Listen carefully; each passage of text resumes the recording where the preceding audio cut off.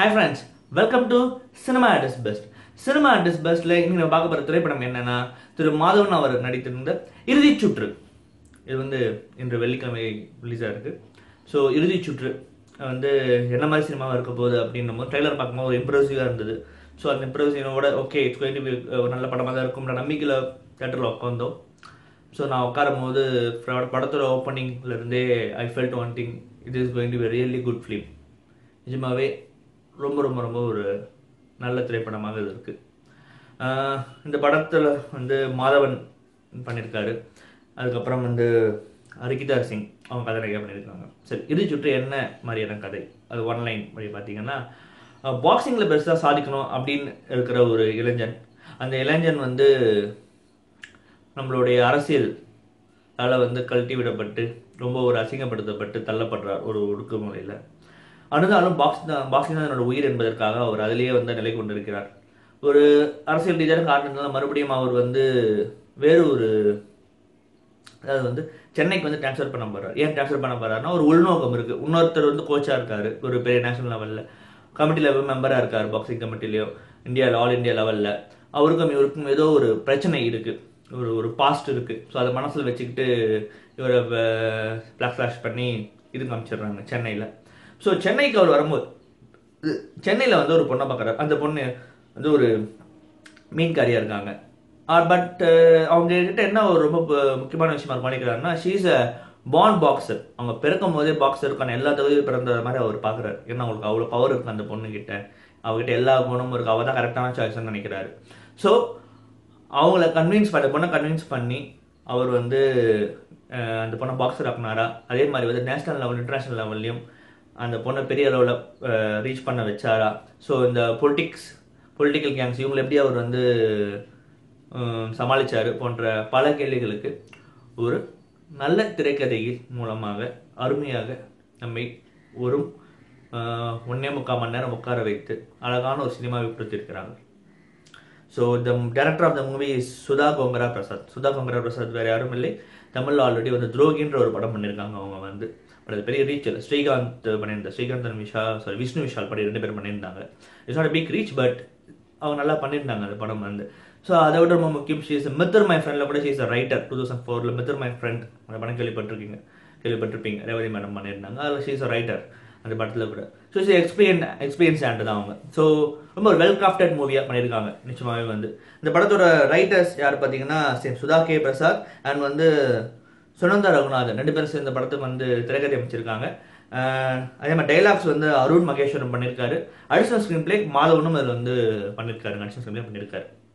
சரி, இந்த படத்தில் நல்ல படம் சொல்லிட்டேன். சரி, இதில் எது நல்ல படம் ஆகிச்சு இது அப்படின்னு பார்க்கும்போது டெஃபினட்டாக ஸ்க்ரீன் பிளே கரெக்டாக நீட்டான ஸ்க்ரீன் பிளே, அவரோட மோஸ்ட் பியூட்டிஃபுல் ஸ்க்ரீன் பிளே, என்னோட நீட் இந்த கதைக்கு என்ன தேவையோ அவ்வளோ நீட்டான ஒரு ஸ்க்ரீன் பிளே வித் இன்னைக்கு சில விஷயம் தெரியாத சோஷியல் இஷ்யூ கூட இருக்குது. அதாவது அப்படியே தெளிக்காமல் சோஷியல் இஷ்யூவை தூக்கி மூஞ்சில் தெளிக்காமல் லைக் ஜஸ்ட் லைக் தட் அப்படின்னு மூவ் பண்ணுற விதம், அதுதான் இது ஃபர்ஸ்ட் ஸ்க்ரீன் பிளே அண்ட் அது தெளித்த விதம் அந்த நேஷனல் சோஷியல் இஷ்யூவை.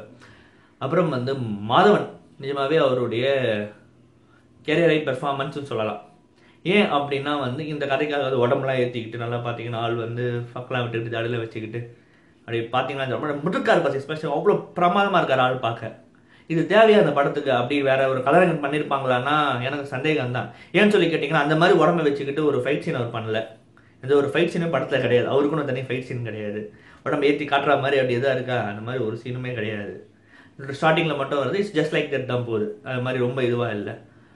ஸோ அந்த மாதிரி பட் மெயினாக ஏன் அந்த உடம்பு ஏற்றணும், is a coach for boxer. ஒரு பாக்ஸிங்க்கு கோச் பண்ணுறாருன்னும் போது அந்த ஒரு மூடை கிரியேட் பண்ணுறதுக்காகவே this man has worked out. அது உடம்புலேயே கொண்டு வந்தாச்சு, மனதில் இஸ் ஃபிட்டட் அண்ட் ஸ்க்ரீனில் பிரமாதமாக வெளியே காமிச்சிருக்காரு. This is really career performance from Madhavan. Beautiful performance from Madhavan sir. Hats off to you sir. And next Ritika Singh, beautiful found சொல்லலாம். நிச்சயமாக ஒரு நல்ல ஒரு கண்டுபிடிப்பு அவங்க ஸோ ரொம்ப பிரமாதமாக அவங்க நடிச்சிருக்காங்க படத்தில். நிறைய இடங்களில் மாதவன் சரியாக தூக்கி சாப்பிட்ற மாதிரி பண்ணியிருக்காங்க, அது பெரிய விஷயம். So kudos to her as well as a director. அவங்க வேலை வாங்கியிருக்கிற விதம் தான் அது ரொம்ப முக்கியம். ஸோ ரொம்ப நல்லாவே பண்ணியிருக்காங்க ரித்திகா சிங்கும். அதை தவிர்த்து ராதா ரவி சார், நாசர் சார், அதே மாதிரி வில்லன் நடிச்சிருக்காரு அவர், எல்லாருமே ரொம்ப நல்லாவே பண்ணியிருக்காங்க.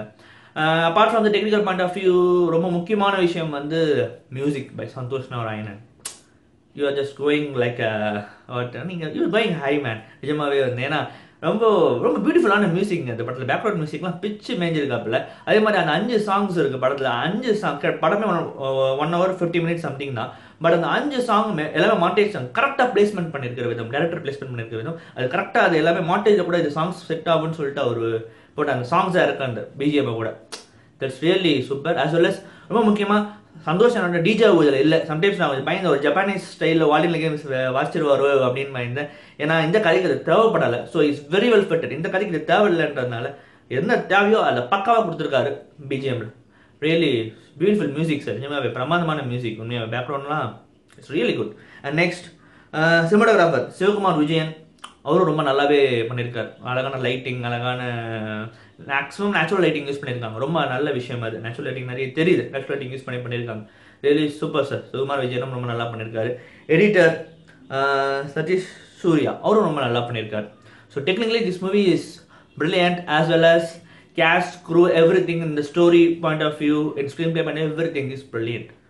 ஸோ குறைன்னு எதுவுமே இல்லையா அந்த படத்தில்? குறை சொல்லணுமேனு குறை சொல்லக்கூடாது இல்லைங்களா? பட் குறைன்றதை விட கொஞ்சம் அந்த alienate, little bit alienate, not most alienate தெரியல. பிகாஸ் இது வந்து சலா கதூஸ்ன்னு சொல்லிட்டு ஹிந்திலையும் இந்த படம் பண்ணதுனால, ஒரே 2 படம் பண்ணதுனால, ஸோ அங்கே இருக்கிற சில கேஸ்ட் மெம்பர்ஸ் யூஸ் பண்ணிக்கிட்டாங்க படத்துக்கு வந்து.